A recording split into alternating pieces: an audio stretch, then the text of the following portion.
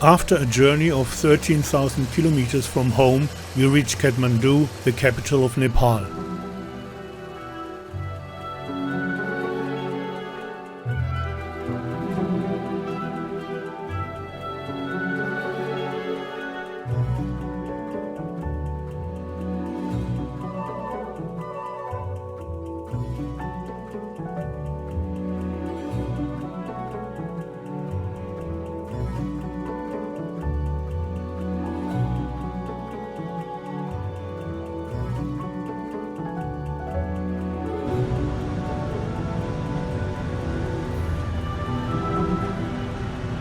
The road from the Indian border to Kathmandu is in a bad state because of heavy monsoon rains.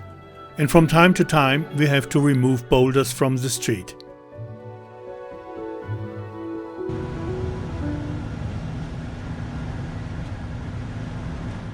On the 18th of August 1975, we finally reached the goal of our dreams, Kathmandu. Like many other hippies, we stay in the new Hotel Witties for the following days.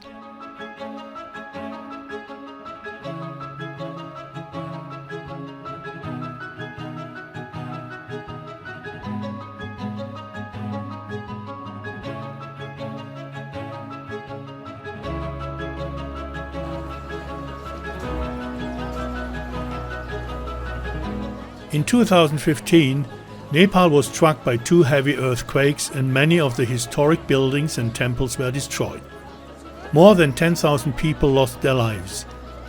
Many of the buildings you can see in the film don't exist anymore or are being restored until today.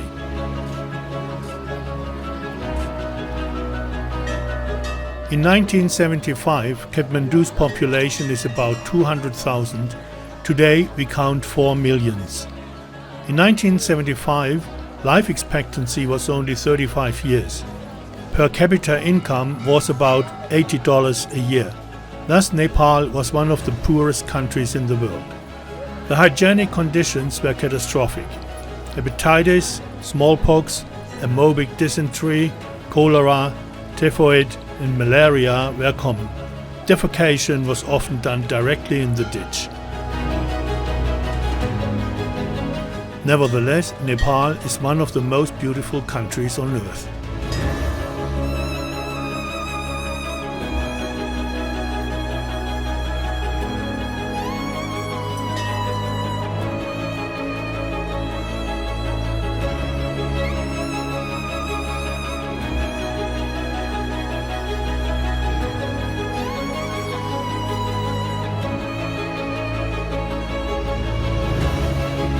The old royal palace is not far from Durbar Square. When we were there, it was not longer inhabited. The Durbar Square, with its temples, the royal palace, the shops and the restaurants, is the heart of Kathmandu. On Chochentolle, now Freak Street, a side street off Durbar Square, you can buy hashish like bread anywhere else.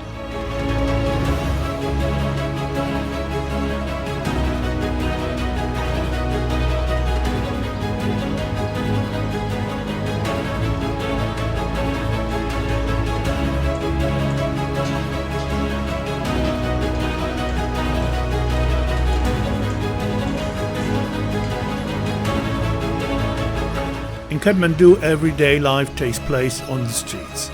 There are hardly any cars, but there are many bicycles and rickshaws. 1975, Nepal is an agricultural country with almost no industry. There are numerous craftsmen who pursue their trade in the side streets. Countless children are in the streets and only a few seem to be going to school. Poverty is everywhere. Only the deep faith helps people to endure this poverty.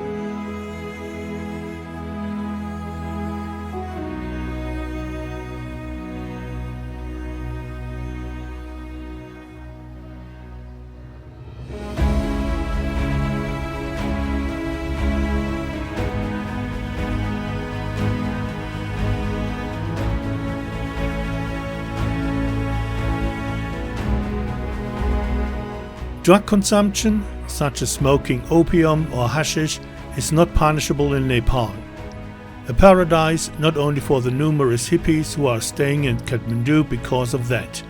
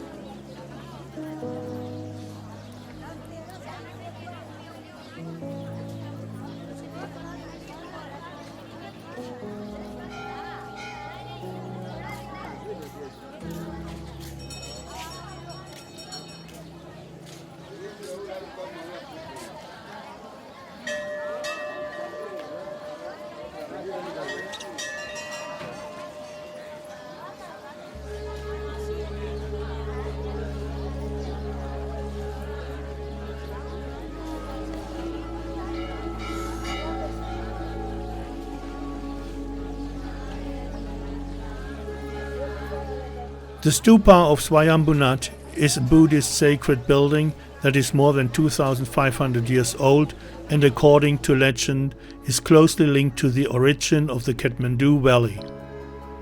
The dominant element of the Buddhist as well as Hindu temple complex is the stupa with the gilded tower and the all-seeing painted eyes that look in the four cardinal directions.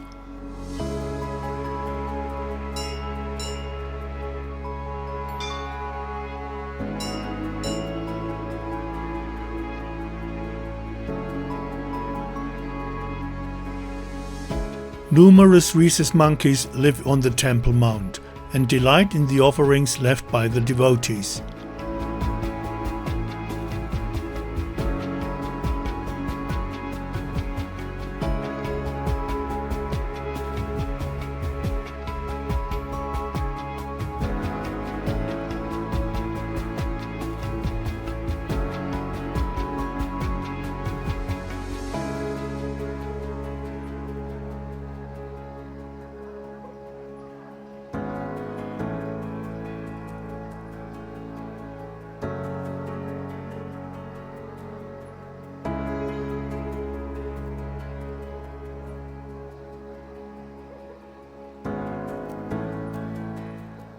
The prayer halls, the chaityas, served to protect the gilded Buddha statue inside and housed the monks who blessed the believers.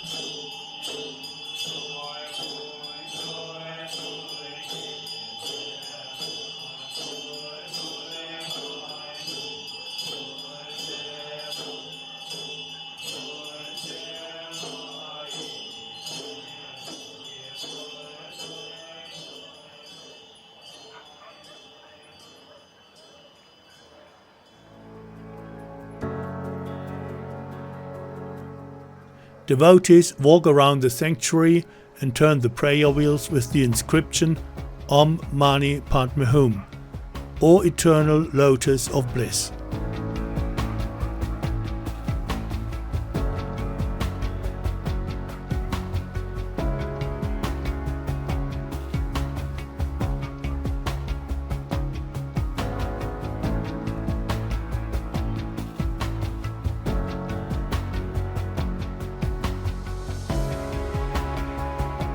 In April 2015, the temple complex was severely damaged by the earthquake. The central stupa remained standing, but many of the surrounding buildings collapsed.